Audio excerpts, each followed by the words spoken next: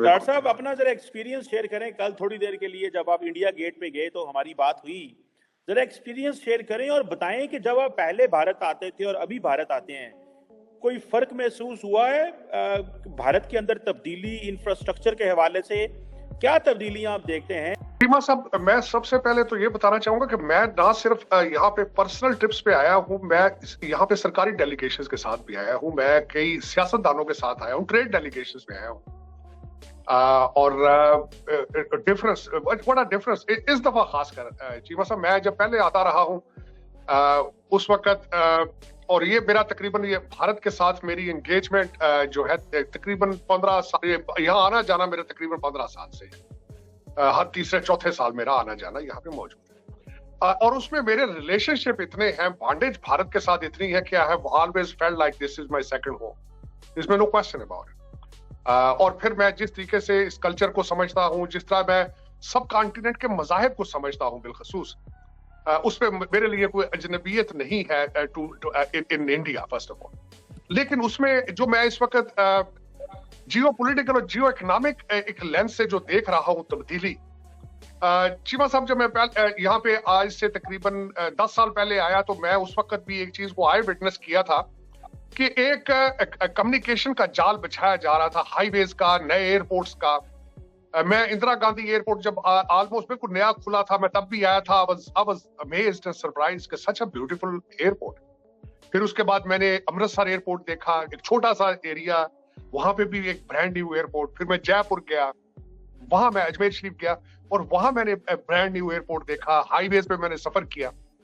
हमारे पाकिस्तान में तो सिर्फ एक मोटरवे है, वो भी कोरिया ने बनाई है, और एलिगेशन है कि उस डाओ से कमीशन लेकर हमारे प्राइम मिनिस्टर ने लंदन में फ्लैट ले लिए थे। लेकिन यहाँ पे तो उस तरह की बेबहा, कल मुझे किसी ने बताया है यहाँ से कि 4-4 ट्रैक की हाईवेज है, जो कि हजारों किलोमीटर का सफर जो है 4-4, 5-5 घंटे में हो रहा है। लेकिन जो कल मैं लैंड करके जो मैंने देखा है बिलखसूस, जो परसों मैं लैंड किया यहाँ पे 22 को, जो ही मैं एक तो एक्सपेडाइटेड, चीमा साहब मेरे लिए नो एग्जैजुरेशन, आप इस वक्त वाशिंगटन डीसी डलस एयरपोर्ट पे उतरे तो 2-2 घंटे, 2.5 घंटे की इमिग्रेशन की लाइन है।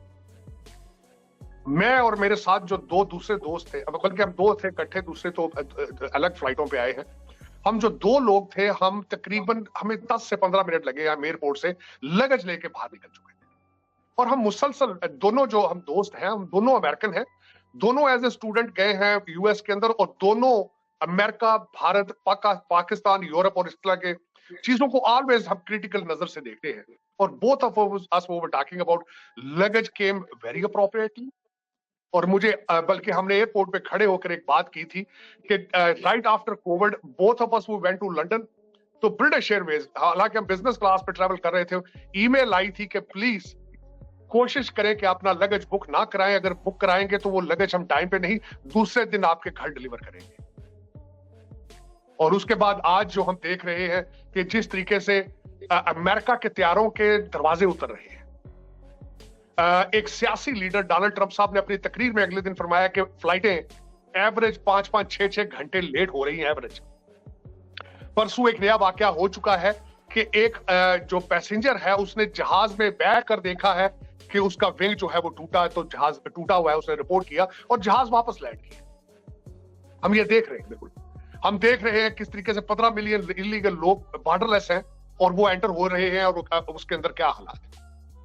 और यहाँ पे हम बिल्कुल भारत के अंदर जो चीजें देख रहे हैं, मैं एक छोटी सी मिसाल जिसका देना चाहूंगा कि आज सुबह मैंने कुछ पढ़ रहा था आर्टिकल, तो मुझे पता चला 109 स्पेस स्टार्टअप्स है यहाँ पे प्राइवेट इंडस्ट्री की तरफ से, 109 स्पेस स्टार्टअप्स। फिर उसके बाद आप देख रहे हैं 1 लाख यहां से भारतीय सिटीजन इजराइल जा रहे हैं काम करने के लिए, वो फलस्तीनियों को रिप्लेस करेंगे। लेकिन उसके साथ दूसरी चीज क्या होगी, इजराइल क्या है, स्टार्टअप टेक, जो टेक के स्टार्टअप है उनके वो बादशाह है। और उसके बाद यहाँ पे गूगल, और उसके बाद हमारे जो माइक्रोसॉफ्ट के जो सीईओ हैं, वो पहले ही डिटरमिन एक अपनी वो दे चुके हैं commitment to produce 100,000 artificial intelligence specialist. और आज भी मैं आपको हमेशा ये कहता हूं, भारत का सबसे बड़ा टूल जो है वो इंडियन इंस्टीट्यूट ऑफ टेक्नोलॉजी है, और आज वो सर चढ़ के बोल रहा है। और उसके साथ दूसरी चीज क्या है, इनकी monopoly on the IT industry. और फ्यूचर के अंदर आपको पता है कि आपका एल्गोरिथम के बगैर आप जिस तरीके से हम इस वक्त ऑपरेट कर रहे हैं, माल खत्म हो जाएंगे, हर चीज डिलीवर होगी, ड्रोन के साथ डिलीवरियां होंगी, अनमैन्ड जंगे जो होंगी, अनमैन्ड ड्रोन के साथ जंगे होंगी, ऑपरेट कौन करेंगे? आईटी वाले लोग ऑपरेट करेंगे। तो आप किस तरह आप किस तरह ये कह सकते हैं? मैं जो उतरा हूं एयरपोर्ट पे, सबसे पहले तो मैं एक ये अर्ज करना चाहूंगा कि मैंने शायद इंडिया गेट से भी ये कही थी बात कि पूरा शहर जो है वो दुल्हन की तरह सजा है, क्योंकि ट्यूलिप फेस्टिवल चल रहा। उसके बाद शाम को हम जब बैठे, दोस्त जो हमारे लोकल दोस्त बैठे, और हमने दिल्ली की खासकर खूबसूरती और दिल्ली के पास की बातें की, क्योंकि मेरे साथ जो मेरे दोस्त हैं, मेरे हम उम्र है, जिन्होंने टाइम दिल्ली के अंदर गुजारा है, जिन्होंने दिल्ली बनते देखी है। जब बातें हमने शुरू की तो हम शोका होटल है यहाँ पे, बहुत बड़ा एक होटल है, 80s में बना।